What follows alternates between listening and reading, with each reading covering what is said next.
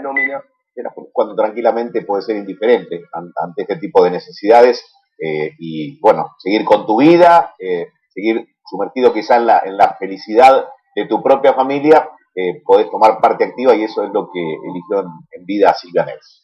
Para comprender un poco más de lo que ha sido esta noticia muy dura que hemos recibido en el día de hoy, Marcelo Padovani, ¿con quién estás? Sí, vinimos, Sole, a buscar la palabra de los especialistas, un licenciado en criminalística en este caso, Gastón Estelier, que nos va a explicar. Lo primero que le voy a preguntar, Sole, los está escuchando, Gastón, gracias por atendernos, Gastón. Lo primero que le voy a preguntar es, ¿qué ve un criminalista como usted, un licenciado en criminalística, cuando ve un caso de estos? ¿Qué tal? Bueno, buenas tardes, gracias por venir. No, básicamente lo que nosotros hacemos cuando arribamos a la escena del crimen es fijarla, es decir, mediante fotos, videos, croquis y planos, fijamos todos los elementos objetivos que están ahí presentes. ¿Para qué? Para que cuando se retiren los cuerpos tener todo lo mayor perimetrado, preservado y recolectado posible para después iniciar ese proceso de pericias, que no es solamente una pericia criminalística en el lugar, sino que tenemos distintas ramas dentro de las ciencias forenses que van a aportar cada una su expertise para armar esa película pasada y poder determinar qué fue lo que pasó en ese lugar. O sea, eso es lo que nosotros primero hacemos cuando arribamos a las escenas del crimen. Gastón. Esto es comunicación con el piso de América. Muchas gracias. ¿Qué tal? ¿Cómo estás? Gastón, ¿cómo estás, Soledad?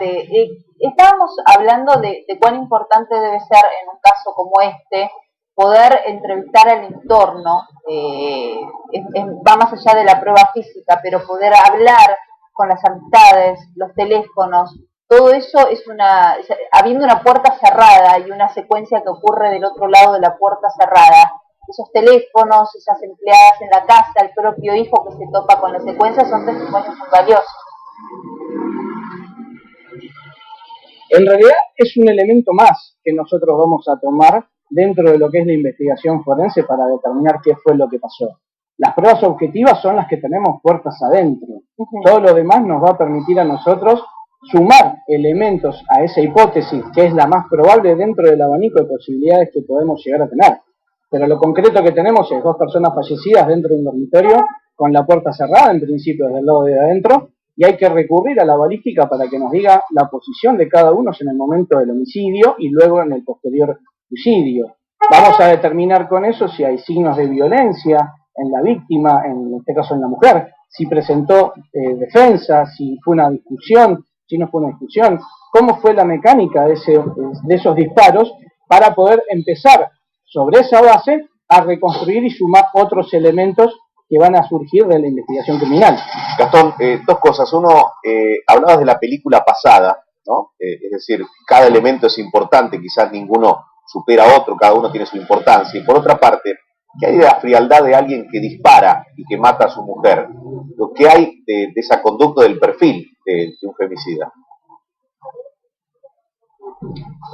Vamos por partes. La primera parte de la pregunta, o sea, es verdad que todos suman, esos elementos van a sumar, por eso es fundamental que todas las disciplinas forenses trabajen en forma interdisciplinaria y multidisciplinar, es decir, rompiendo ese compartimento estanco de cada uno, es decir, cada uno va a aportar lo suyo y vamos a ir hacia atrás viendo y reconstruyendo qué fue lo que pasó. Con respecto al perfil de él, ahí hay que recurrir a una autopsia psicológica para ver cuáles eran los motivos que lo pueden llevar a él a cometer ese crimen, qué es lo que le estaba pasando por la cabeza, los últimos meses, cómo venía su situación. Todo eso nos va a permitir, desde el punto de vista criminológico, no criminalístico, poder determinar cuáles fueron las causas. Muchas veces lo más difícil en estos casos es determinar qué fue lo que llevó a él a cometer ese crimen. Tenemos la medicina legal que nos va a determinar la posición de la víctima, la trayectoria, cuál fue la causa real de la muerte, la criminalística con la recolección de todos los elementos, la determinación de restos de disparo en la mano del tirador, plomo, bario, antimonio fusionados, saber dónde estaba cada uno, las trayectorias y demás, y tenemos el aporte de la criminología para determinar cuáles fueron los motivos reales que lo llevaron a cometer él ese crimen. El por qué, y de esa forma ir más sobre la balanza del lado del pacto suicida, que puede ser que es más probable que no, a la posibilidad del femicidio y luego el suicidio cuando toma conciencia del acto criminal que llevó a cabo. Esto es importantísimo lo que acabas de decir, ¿no? El femicidio y después la toma de conciencia de lo que acabas de cometer y el quitarse la vida, ¿no? Como cierre de la escena. Exacto. Gastón, por eso es el aporte criminológico para ir al porqué. ¿cómo pesa en esta investigación? Por lo menos, obviamente la información es muy escueta, hay que esperar los tiempos de todo esto, que son a veces largos y hay que esperarlos con paciencia para hablar con seriedad, pero ¿cómo cuenta esta declaración del propio hijo? Asegura haber roto esa puerta, haber ingresado, haberse topado con esta escena, y él mismo le dice a la policía que imagina que es su propio padecimiento personal, su enfermedad, una enfermedad terminal grave que está viviendo, la que podría haber generado un cuadro de depresión en la pareja. ¿Cómo pesa esto en la investigación? A ver, hay que tomar desde el punto de vista de lo que es la investigación forense con pinzas su propia declaración. Es una persona que está en shock ante lo que ve, hay que ver si son mecanismos de justificación propios de poder entender qué fue lo que pasó en esa habitación, tratar de buscar algo que diga, bueno, sí, lo hizo por esto, lo hizo por aquello. Sí es importante, desde el punto de vista del estudio integral de este caso del crimen, es que él no haya movido los cuerpos de su lugar donde estaban, que no haya intentado reanimarlos, que haya tratado de contaminar lo menos posible esa escena del crimen, que es lo que va a tener esos elementos objetivos para que después, sumados a lo que él pueda declarar, no ahora, sino en el tiempo, o sea, es importante también que él procese y asimile esa situación que vio para tratar de que esté lo menos contaminada subjetivamente posible. Él le va a agregar el valor emotivo a lo que vio. Claro. No deja de ser su padre el femicida y la víctima su madre, o sea, es imposible correrse de ese lugar tan espantoso. ¿La escena que se perita es el cuarto, el vestidor y el baño o toda la casa? En principio tenemos una escena de crimen primaria, que es donde comienza y finaliza el hecho, por lo tanto hay que analizar primeramente lo que es el dormitorio, el baño, el vestidor y ver ese sector puntualmente. Después hay que ampliarlo, si bien todos vivían, no es gente que entró de afuera, por lo tanto buscar otros elementos dentro de la casa no nos van a aportar mucho, pero sí desde el punto de vista de lo que es la reconstrucción del hecho, que no es una tarea pericial, sino que es judicial, va a dar peso o no a las declaraciones que los testigos que hayan estado ahí puedan llegar a efectuar en sede judicial con respecto a lo que escucharon de los disparos, dónde estaban, cuánto tardaron en llegar. Todo eso sí se perita o se analiza la casa en conjunto, pero puntualmente para determinar el homicidio y el suicidio es el dormitorio.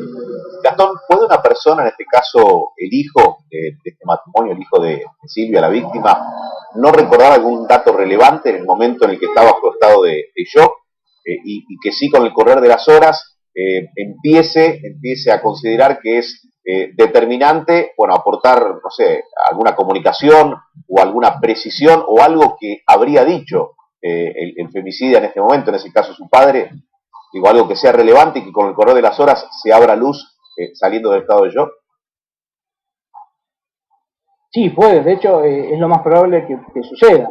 Él en el primer momento entra en estado de shock y, como ya digo, trata de buscar a lo mejor un justificativo en qué fue lo que pasó, tratándose de ser responsable él del acto criminal que llevó a cabo el padre, desconociendo cuáles fueron realmente los motivos.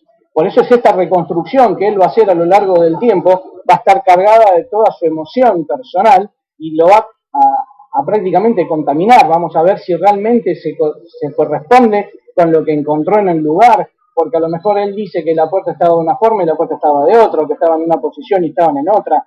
Por eso es fundamental esa preservación de la escena del crimen tal cual está, para tener todos esos elementos fijados y poder cotejarlos con las distintas declaraciones. Con el paso del tiempo seguramente se investiguen o se analicen las comunicaciones por redes sociales, las comunicaciones por teléfono, por WhatsApp. Todo eso nos va a aportar a nosotros elementos objetivos para poder establecer cuáles fueron las causas que llevaron a cometer este terrible crimen. En minutos empiezan las autopsias, ¿sí? Comienza este procedimiento en cada uno de los cuerpos, tanto de Silvia la víctima como del femicida Jorge Neus. a partir de las autopsias, del resultado de las mismas, el preliminar y el definitivo, puede cambiar lo que se tenga previsto hacer a partir de mañana, por ejemplo, en materia de medidas? Sí, puede cambiar.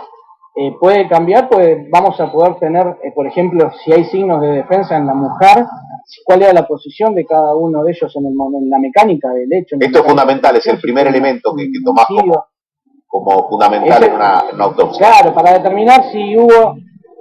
Claro, porque a lo mejor no hubo una pelea fuerte en el dormitorio con rotura de elementos, con cosas que están fuera de lugar, sino que fue una discusión y él tomó el arma, le disparó y ella se intentó defender. Hay que ver la trayectoria del disparo, es decir, si fue de arriba hacia abajo, de atrás hacia adelante, de derecha a izquierda, dónde estaba ella, dónde pudo haber estado él en el momento de efectuarse el disparo él o efectuárselo a ella. Todo ese conjunto de estudios surgen de lo que es la pericia criminalística de la escena del crimen, la pericia balística para la determinación de la trayectoria de los disparos, ver la distancia del disparo, a ver si en ella hay quemadura, tatuaje o bombamiento, que podemos determinar un disparo a corta distancia, si fue a boca de jarro, un montón de factores, que esos factores nos van a llevar a nosotros a decir, bueno, estamos en presencia o inclinamos más la balanza hacia el lado del femicidio y suicidio o lo que sería ese pacto suicida entre los dos. Con respecto a eso, ¿qué pruebas se pierden, siendo que el cuerpo de él sí tiene una manipulación que es la propia de un traslado a una clínica porque todavía tenía signos vitales y finalmente muere ahí?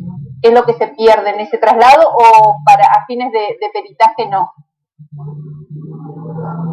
No, a ver, a fines de peritaje sabemos que él disparó el arma, por lo tanto no hay muchos elementos más. Esa es la pólvora que aparecerá en su propio cuerpo, en su brazo. Una toma, sí, más que pólvora son los restos de deflagración, el plomo, bario y antimonio, que tienen que estar los tres fusionados en una sola partícula. Eso se levanta con un step y se pasa por un microscopio barrido electrónico. Después la trayectoria de la lesión del proyectil en su propia cabeza la vamos a poder determinar también en la autopsia, por lo tanto no vamos a perder muchos elementos. Sí, por eso es importante la declaración de todos los que vieron el lugar para saber realmente dónde estaba el personal que arriba al lugar, primeramente que pueda dar fe de la posición de los cuerpos, y en el caso de ella lo vamos a poder observar en la autopsia realmente cuál fue la trayectoria, distancia de disparo, y empezar con todos esos elementos objetivos, empezar a armar ese rompecabezas y esa película para volver ese hecho pasado y sobre ese hecho pasado y poder determinar qué fue lo que pasó. Cuando hablas de los testimonios es importante contrastar lo que dicen cada una de las tres personas, ¿no?, que vieron esa escena. Exacto. Por eso es importante también la reconstrucción que se pueda llegar a hacer posterior del hecho para saber si realmente donde dicen que estaban pudieron escuchar el disparo, cuánto tardaron en arribar al lugar, cómo estaba la puerta, y empezar a cotejar las declaraciones entre ellos y tratar de encontrar coincidencias o diferencias para darle mayor peso o no a las declaraciones, que si bien son hechos subjetivos, porque lamentablemente si yo les preguntara qué fue lo que comieron hace 2 años y qué ropa tenían, seguramente no se acuerden, salvo que sea un hecho muy puntual. Las declaraciones con el pasar del tiempo se van construyendo, van a empezar a escuchar en los medios, van a poner información, que es diferente de la primera que reciben a prima facie cuando entran en esa habitación. Por eso la fijación para nosotros es lo fundamental y basarnos siempre en las pruebas científicas, que son las pruebas objetivas que vamos a recolectar en esa escena del crimen. ¿Cuáles son los tiempos, Gastón? ¿Cuándo comenzaremos ya a tener estos resultados? Teniendo en cuenta que se estipula a las 20 comenzará este trabajo. No, y hay que ver cuánto tiempo va a llevar la autopsia cada uno, las lesiones que puedan llegar a presentar, si hay estudios citopatológicos que se van a mandar a hacer, hay estudios toxicológicos para determinar si alguno había consumido algún tipo de estupefaciente, si estaba la mujer en algún estado de indefensión previamente al crimen, pues ya sea por una ingesta propia o por una ingesta generada por el propio marido. O sea, tenemos un tiempo que lamentablemente, como suelo decir, los tiempos de las pericias o de la justicia no son los tiempos de la sociedad. O sea, pretendemos que en unas horas tengamos respuestas a todas las interrogantes, y hay pericias que llevan un tiempo mayor, que hay que analizarlas bien en profundidad, el entrecruzamiento de las llamadas, de las comunicaciones. no es algo que se pueda determinar en corto tiempo. Las autopsias van a tener un informe preliminar, yo creo que para mañana ya el juzgado las va a poder tener, y en base a eso empezar a buscar otros tipos de elementos probatorios para poder aportar a esa hipótesis. La última, Gastón, cuando se preserva la propiedad, ¿no? Porque está preservada toda la propiedad más allá de la escena primaria del femicidio. Digo, ¿es porque se puede volver a ese lugar, digo, para cotejar algo que surja o de las testimoniales o de la propia autopsia? Claro, o sea, nosotros cuando arribamos a la escena del crimen tratamos de preservarla tal cual está y nos llevamos, una vez que clasificamos, recolectamos las evidencias, hasta que la justicia no disponga la liberación de ese espacio, queda siempre abierta la posibilidad de poder volver, ya sea para buscar otros elementos que surjan de los análisis que se vayan llevando a cabo. Supongamos que la autopsia arroje que tenía un consumo un tóxico y que en la primera inspección ocular no se encontró, se hace una segunda inspección ocular en busca de ese tóxico para saber si realmente había alguna orden de algún médico profesional que le haya prescrito esa medicación. O sea, siempre queda la posibilidad de ampliar la primera inspección ocular, por eso es fundamental esa preservación de toda la propiedad, no solo de la escena primaria, sino los espacios contiguos para futuras inspecciones oculares y evitar ya sea que se limpien los lugares o que circule gente y la contamine de forma accidental o intencional. Bien. Gastón, gracias, realmente gracias por estos minutos, por la explicación que nos diste, muy amable.